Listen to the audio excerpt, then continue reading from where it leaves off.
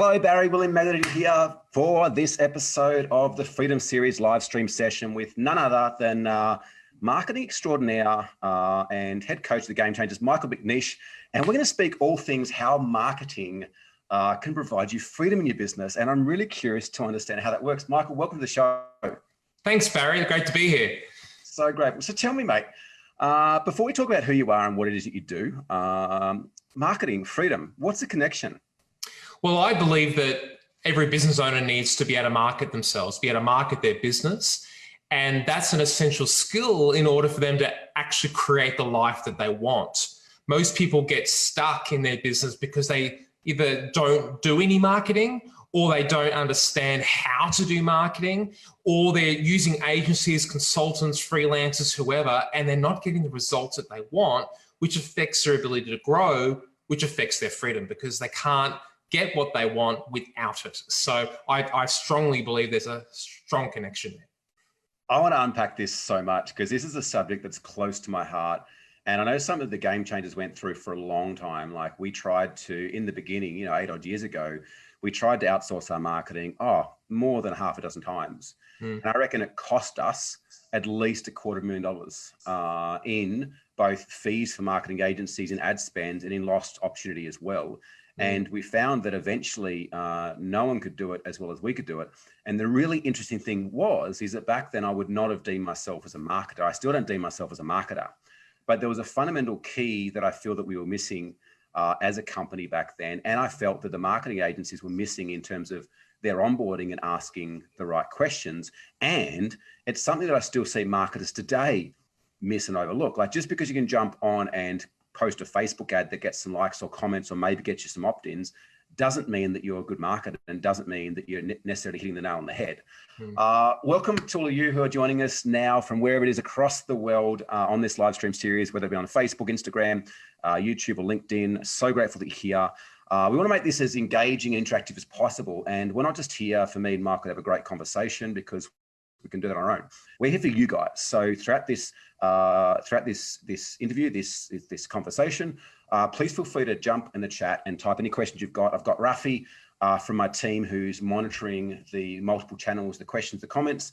We'll certainly send them through to us. So if you've got any marketing questions, any questions at all about all things growing businesses and freedom, please jump in the chat, let us know. And also, I think this is going to be a hot conversation, Michael. I know that every time we chat, I'm always blown away by your depth of knowledge and understandings, which our clients are as well. So start a watch party. Let others in your network know what's going on because they will get some gold out of today's session. So Michael, marketing, freedom, is something that's fundamentally overlooked. And I guess from my perspective, I'd love your insight, is that I kind of see there's a couple of different types of business owners. There's the accidental business owner that all of a sudden somehow finds himself in a business. And they're the type of people that typically don't have to necessarily look for work. The work comes in next minute, they're kind of like a sole trader, or they might even have a few staff and they've got all this work coming in and they don't really probably see marketing or sales as something to work on until their referrals dry up, which we know happens. Their word of mouth kind of dries up, or there's a shift in the economic times. Or a virus from China.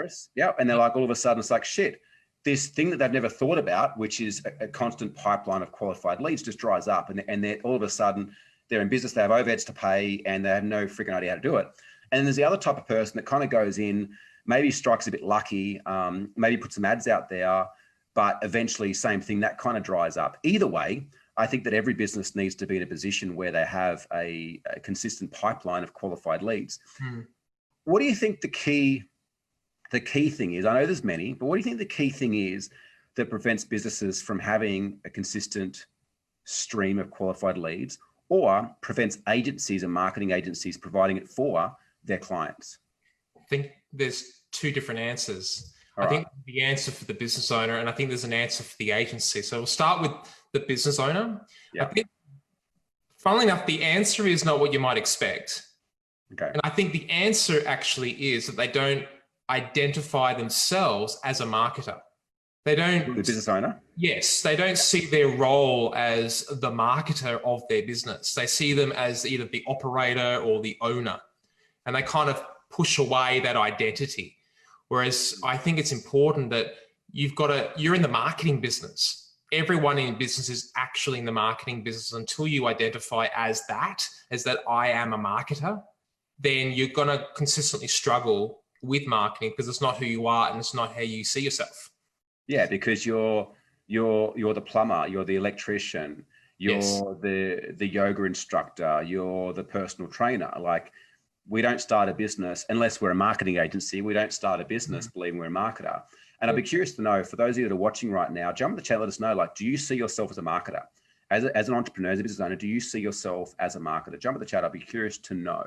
And what's also interesting is a lot of business owners want to work on the business, right? We speak to many of them. I'm sick of working in the business. I want to work on the business. And that example that you gave, I'm a plumber, I'm an electrician, I'm an accountant. That I am statement, that word is in the business because the word indicates what you do or what the business does. But if you say that you're a marketer, you're actually working on the business because marketing isn't the deliverable.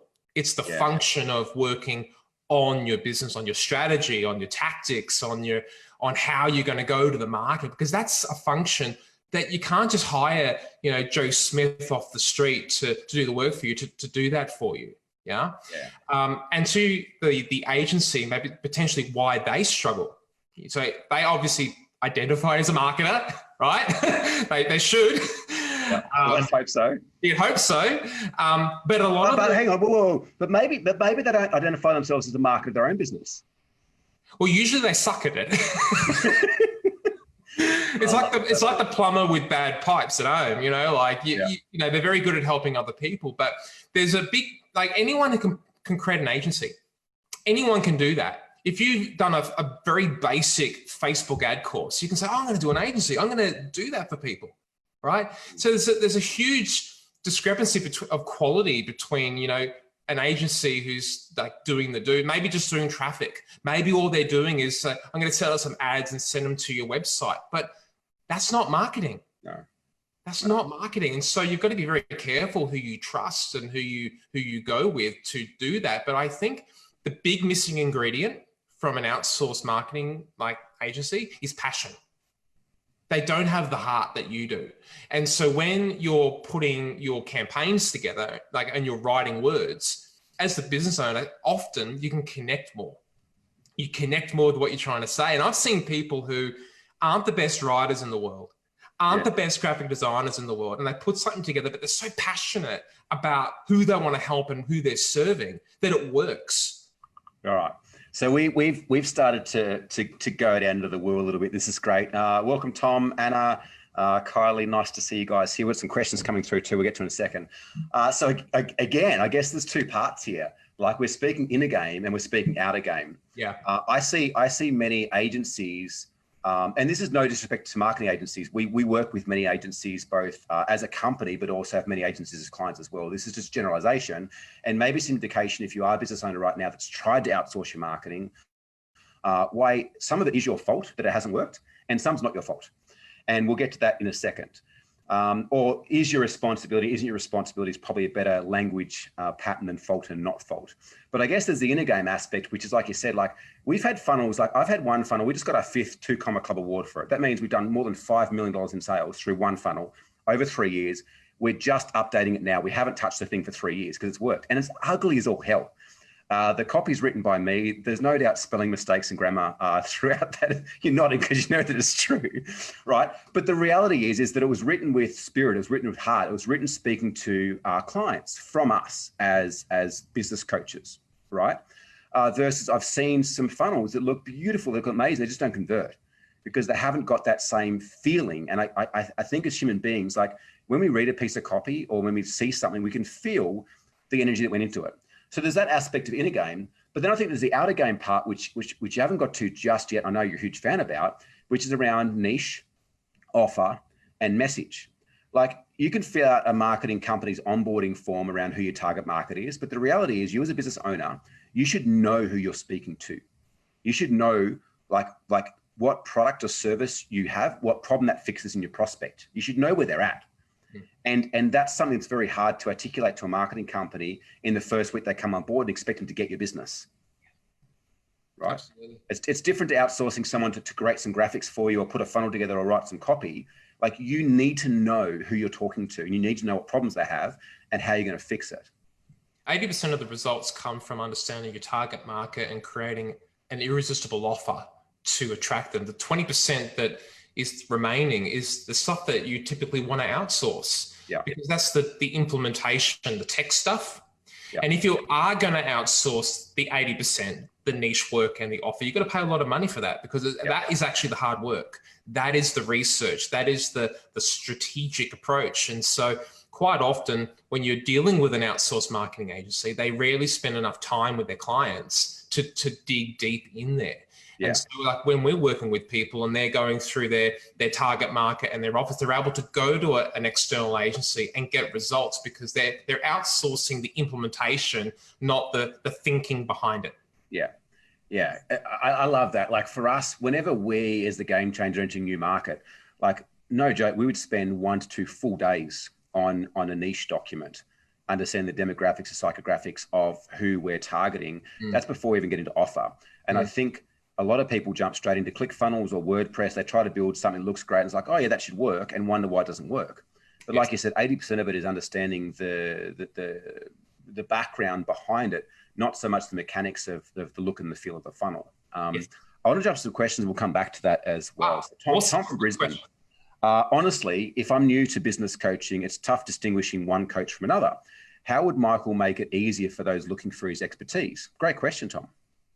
Oh, so if I was promoting... If Tom from Brisbane is looking for a business coach, and it's a crowded marketplace, let's be honest, like, we've been around for a long time now, but unfortunately, you don't need to have any certification to be a business coach. Anyone that's got half a brain and can run a Facebook ad, probably not even half a brain, could call themselves a business coach and unfortunately attract clients and give them like expert advice on how to grow their business. Yes. How would Tom distinguish between one coach to another? So Tom's a coach, is he? Or is No, I don't think so. If I'm new to business coaching, like as in finding a business coach, it's tough to distinguish one coach from another.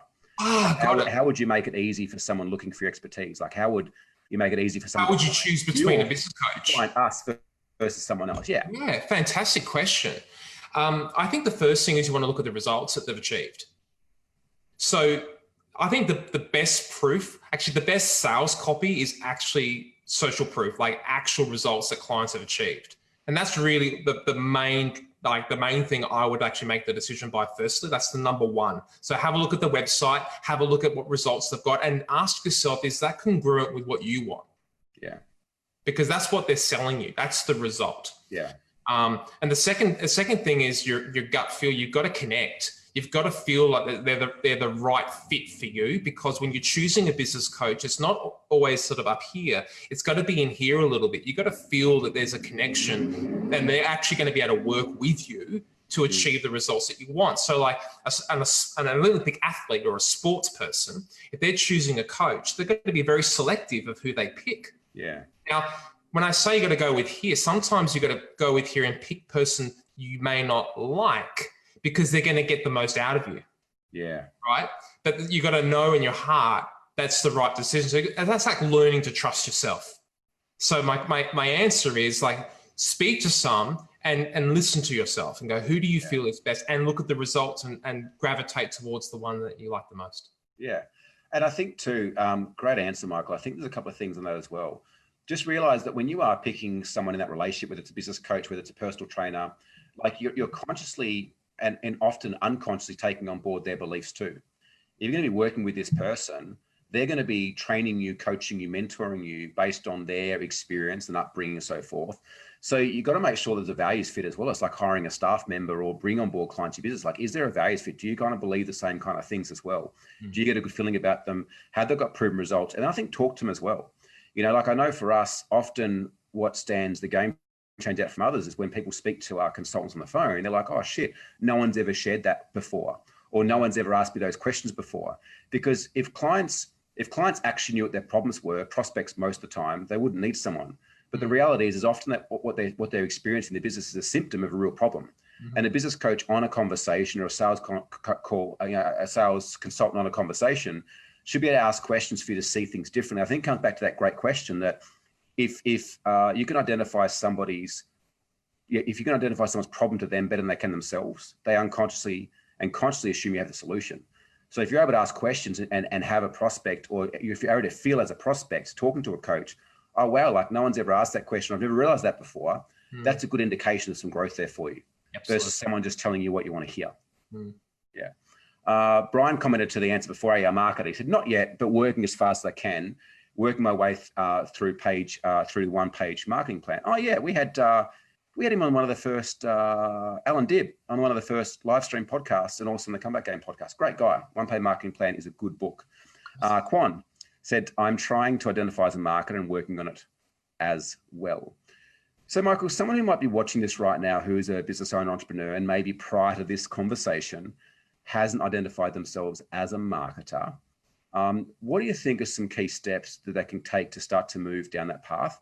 And I'd love to know a bit more around why you think that that's important. And if you are watching, hit the like button, hit the love button, let us know that you are watching, that you're enjoying the conversation. Start a watch party, share this with other business owners in your community as well. So Michael, like, what are some steps, and why is it even important for me to be or identify as a marketer in my own business? Yeah, let's start with why. I think it's a good thing.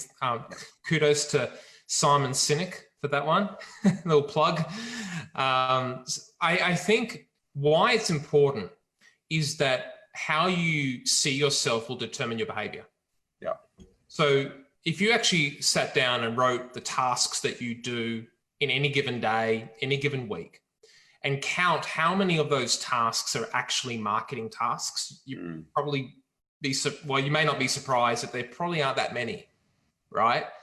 And that's because you've seen yourself as the guy or the girl who does what you do, and you're getting through the day. But why it's important to have the identity is that it helps you to filter through what you're choosing to do with your time. Because all we can do as business owners and entrepreneurs is manage what we choose to do with time.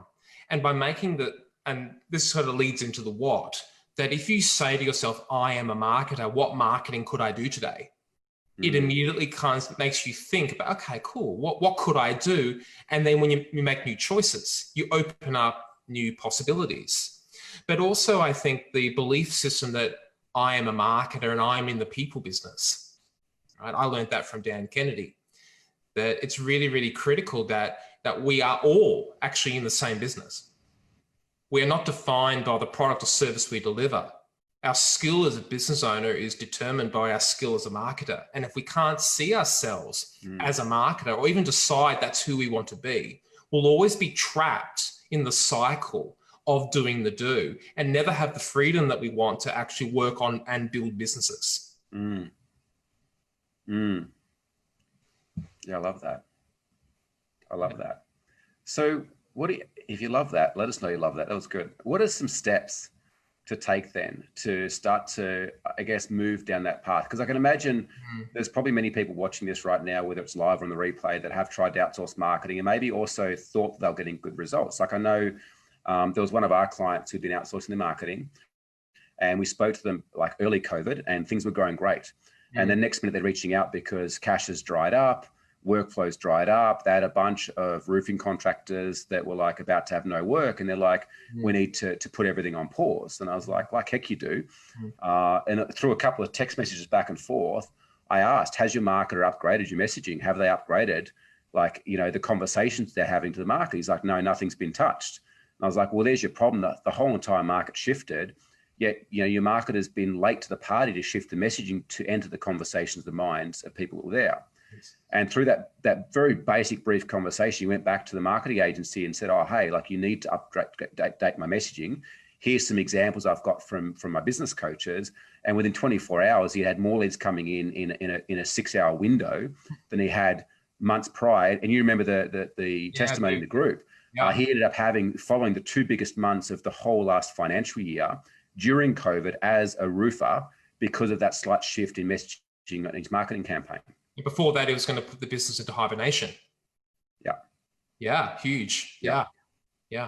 So what are some steps people can take that have maybe been burnt by marketers before, or maybe they're working with a team? Like how can they get the most out of their marketing and start to really experience that freedom we speak about? It's a lot. And I'm trying to condense the list into something more practical for people who are listening today. I think there's another great question here from Olivia from Perth, which I want to get to in a second. You'll love that. We'll go through some stuff. So I think the first thing is to immerse yourself in marketing books. Yeah. I think the more you read, the more you learn, the better. Yeah.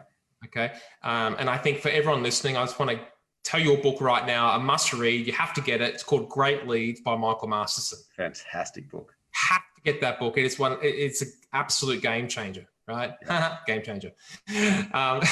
So please read that book, because it's through reading these amazing books that you're going to start to educate yourself on what it means to be a marketer. Because if I can say, like, be a marketer, you are a marketer, and you don't understand marketing, first thing we really want to do is to start to learn it and start to apply that. So that's the first thing. Can I just add too, just one little distinction as well? Like, marketing is not just, people make the mistake that believe marketing is just attracting leads for your business. Marketing is the whole entire positioning strategy of your business, which includes attracting top tier talent as well. So even if you're getting, a high volume of qualified leads right now, there's a chance you're struggling finding good staff. That's a marketing issue too. You could look at marketing as a business strategy. Yeah. It's a methodology of doing business, because if you go back into the production concept where, you got, build as many as you can, you can have any color Ford that you like as long as it's black, right? Production concept. And then you start going, into features and started making product concept. As long as I make the product really good, people will buy it. And then it's kind of moved and it's kind of stayed around in the marketing concept, where it's actually about the people and understanding people, right? So really, books, I think the first thing. Actually, the second thing I want to say is actually decide that you're going to put a percentage of your total revenue into marketing. Just make that decision. And what I suggest to all of our clients is a minimum, like 4%. If you can decide to put 4% of total revenue aside, that's McDonald's number. Yeah. And if McDonald's can put 4% aside, so can you. Yeah. And invest that. And I always extract that from, say, operational expenses and say, that's investment. It's not an expense. Yeah. I'm investing that for growth. And so if I had a marketing budget of 1%, that means that you need to make $100 for every dollar you spend on marketing. So you give me $1, I'll give you $100, right? That's quite a big leap. Yeah. But if I make the marketing budget 10%, that means if you give me $1, I'll give you 10 back. Yeah. And I think 10% is actually a better place to be for most small businesses. Yeah. Right. In fact, it's highly recommended to be around 8% in the US. I've been in business where it's 14 to 15%. So it's really that fine mark. So minimum 4, ideally 10%. Ideally 10. Of total revenue. So if you think about that, as you said, like for every $100 you're investing, you're generating $1,000. You're generating $1,000 in revenue. Now, that being said too, that if you can invest $100 and make $1,000, why would you not invest $1,000? Why would you not invest $10,000, $100,000? So that's the second thing. The third thing in terms of becoming a marketer is to actually understand that marketing is understanding of markets, and markets are buyers and sellers. So if you're the seller, the missing piece is understanding the buyer. Yeah. So realistically, the best marketing is to spend as much time as possible understanding your customer.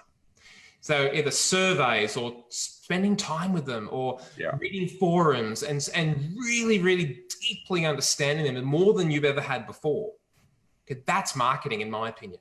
More so, it's not really the advertising part. The advertising part's tactical. You can do that, and you can hire someone to do that. But it's the ingrained understanding of people. That's where marketing is. It's why when I'm teaching recruitment, I say it's actually marketing, because you're attracting people. And that's why I don't believe in B2C and B2B. It's people to people. Absolutely. Yeah. Yeah, absolutely. Love that. Love that. If you're watching live, jump in the chat and put your questions in now for Michael or myself. I know the chat here. So one from Olivia from Perth. Trust is a serious issue in coaching. What mix of strategies have you tried over the years to help clients to open up, to be open to tough love? And this is a really interesting question, because what people don't see outside of our community is the community that we've created, the Game Changers, right? And one thing that people often comment time and time again is a level of vulnerability that we get on our coaching calls and in amongst other members. But the beautiful thing too is when one person shows up and asks something or shares something vulnerably and can get coached and break through it, they then give permission to everyone else on the call to do the same thing as well. And it's this unbelievable domino effect that happens within our community. Yes. I'd love to know, and so Olivia here as well, like what strategy have you used to help clients to open up and also to be open to tough love? Ooh, this is going coaching questions. I Yeah, like this. I love like it. Keep them coming. Keep them coming. All right. What strategies? Look, for me, it's the power of questions. For me, it's if you're familiar, I'm assuming Olivia is probably familiar with NLP and meta model style questions. What, how, who, open-ended questions. And I think that's the most important thing, is to be curious. The more curious you are and the more interested you are in somebody else, the more they're actually going to start to open up, and you'll build rapport. And that principle and that lesson applies to sales calls, applies to any relationship with any person. Jay Abraham would say that if you want to be the most interesting person, you've got to be the most interested. So if you're in an elevator and you're talking to someone about asking all about them, they'll walk away thinking, man, that was fantastic. What an interesting person. Yeah. Right. So to get anyone to open up, the key is rapport before you can actually kind of do the tough love. Yeah. But come from a place of curiosity and ask a lot of really powerful questions. Yeah. Yeah. And sometimes tough love's actually not required as well. You know, when I was personally coaching, I haven't coached for quite a while now outside of coaching you guys in the team, but I felt for me, like I often would see that clients would shift the most just through your belief in them as a coach. Before you even get into, like, sure, there's a bunch of other stuff behind the scenes, but I felt that was a huge piece of the process, is to have that belief in them and that they can do it, like, and almost loan them that belief that you had until they had it within themselves. Yes. And the other thing that I'd say too, I think vulnerability, like, this is not so much for coaching, but I've noticed you guys as a team, the transformation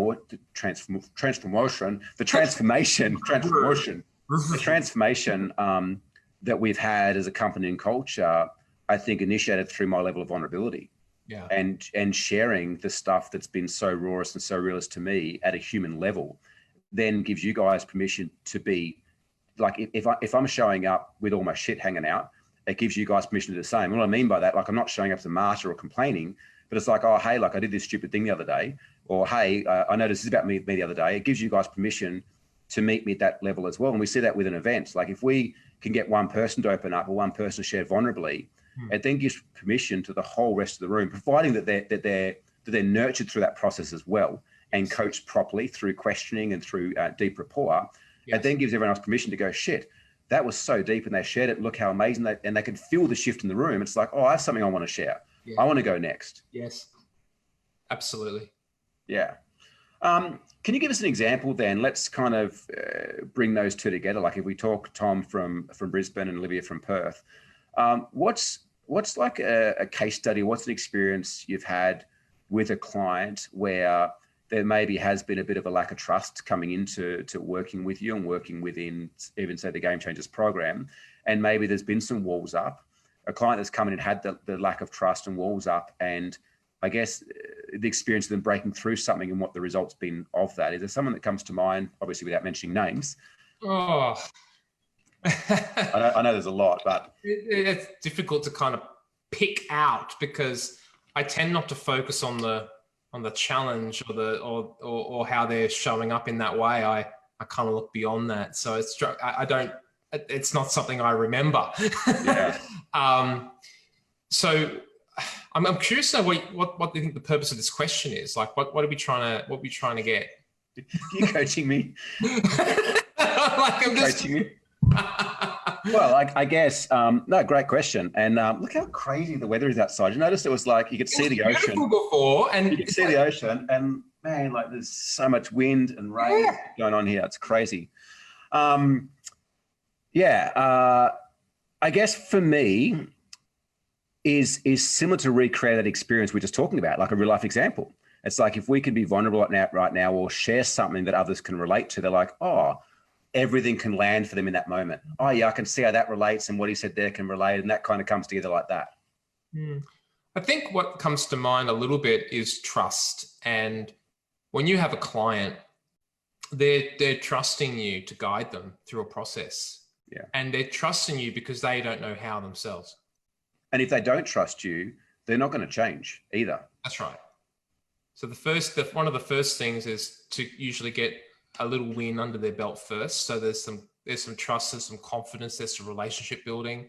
I remember one of our clients about a year or so ago came on board, just started his business. He'd left his work in the mines and really needed to get cash very quickly in the business. And I worked with him and I gave him a strategy and I said, I want you to do that. And I want you to come back to me with what you got. He made 6 phone calls with who I told him to call, and he made $32,000 from those 6 phone calls. And from that point, there was like, wow, this stuff works. And so I think sometimes you've got to give someone a quick win to go, hey, you can do this. You can get there. Whereas if we start with, say, a long-term strategy where they have to wait, or someone has to wait, then it's which are often the far more beneficial ones, but not when you're first trying to build that trust and relationship. That's right. So I think there's a balance. I think you've got to work towards the long-term gain and get some short-term wins under the belt, because there's nothing more satisfying than marketing that immediately works, cash generation strategies that work. Yeah. I'm going to flip the ants on the head too, in many ways around that. And what I would say, I had a conversation with a buddy the other day, and it was a conversation like, fuck, I've been working with this health coach in Johannesburg, and the results have been exponential. Now the guy is a freak and absolutely amazing, but I was like, you know what, I'm a good client. And I was like, what makes me a good client? And we had this conversation, and I was like, I actually think regardless, the mentality of clients can go one of a couple of ways. One way is they can show up like, I'm in, I've paid my money, I don't fully trust you yet, you've got to earn my trust, I'm a bit skeptical, I'm not sure about opening up. All well and good, but just realize that that's going to create a certain outcome with the coach, and you're limiting the possibility. Now, and you're also making the coach work hard to build the trust and to get that. If you've paid the money, if you've earned enough trust to sign up as a client, go all in. I honestly believe it's our job as clients of coaches and mentors and teachers and things like that. It's our job to find the ROI in the coaching, not the coach's job to give it to them. Now, if they're a great coach, the ROI can be exponential. But I look back, like even the shittiest of workshops I've been to or crappiest of books that I've read, like I've never got to the end and gone, oh, I wished I didn't read that. I wished I didn't go to that workshop. I wished I never worked with that person. Now, I did in the beginning. Before I learned what I'm trying to share with you all right now, which is that it's our job to find the ROI. And so what that means is now, like, it's irrelevant. If I chat to someone, it seems feasible in terms of feasible and logical, and it feels right, like we spoke about before, the day is fit, I'm all in and show up completely fully. And I'll always find a way to make an ROI. Now that ROI might be 1 times, it might be 1,000 times what I pay down. And that bit varies a little bit on who I'm working with. But the ROI first is up for me to find that. Does that, have I kind of made that? Yeah. Absolutely. There are clients that are going to be successful no matter whether they get coaching or not. And they want to amplify their results. And there's another group of people that I think feel stuck and they don't know how to navigate through, and they're looking for someone to help them break through that. And some people just don't know what they want. They don't know where they're at. They're completely lost. And they need help sort of building momentum. And the reality is we can help people at all levels, but the clients that get the most incredible results are the ones that are going to do it no matter what. I was just going to say that. Yeah, absolutely right. They're going to do it no matter what. They'll find a way. Yeah. And it's that determination with the right help that will see things absolutely soar. Absolutely. Yeah. Yeah, I love that. Tom's like, lol, Michael, he's right. If he can help me develop some quick wins, he can take my money. Well, some more questions coming through as well. Comment from Cheryl. Hey, Cheryl, how you doing? Hey, Louisa as well, watching. That's a great question. Am I a good client? Good reminder even for me. Absolutely. Melanie Power, boom. We take ownership of ROI. Absolutely. Like we have the freaking responsibility. Like my health coach, every day I feel something not quite right. I didn't sleep well. I'm messaging him, hey, I didn't sleep well last night. And he'll ask me some questions, diagnose the answers, give me a solution. But I could easily wait weekly or fortnightly or monthly till we catch up to go, oh yeah, like 2 weeks ago, I didn't sleep very well. And then 3 weeks ago, I was craving sugar. And it's like, I'm taking this long amount of time as opposed to leaning right in, asking the questions, allowing him to come back to the feedback. And then you're able to course correct a lot quicker. And the results are far beyond. Like I've had mates that have joined the same program and haven't yet got the results that I have. And it's not because I'm better than them or because our programs are different. They're suited to us. I think it's just how I'm showing up and leaning all in. It's like, if I'm investing my money and time, I want to get the absolute most out of this that I can. I want to be the annoying client that's asking questions. Yep. But also I want to be the client that's painting him praise everywhere I go, which I do, because we've got this dynamic working relationship. Mm. Yeah. Michael, amazing. We're gonna have to wrap up soon. Before we do, a couple of last questions. Yes. Firstly, if you were to give some advice to the 10-year-old version of you, knowing what you know now, what advice would you give him? Oh, good question. I wasn't prepared for that one. The 10-year-old version of me. And while Michael thinks about that, if you're enjoying the chat today, please hit the love or the like button.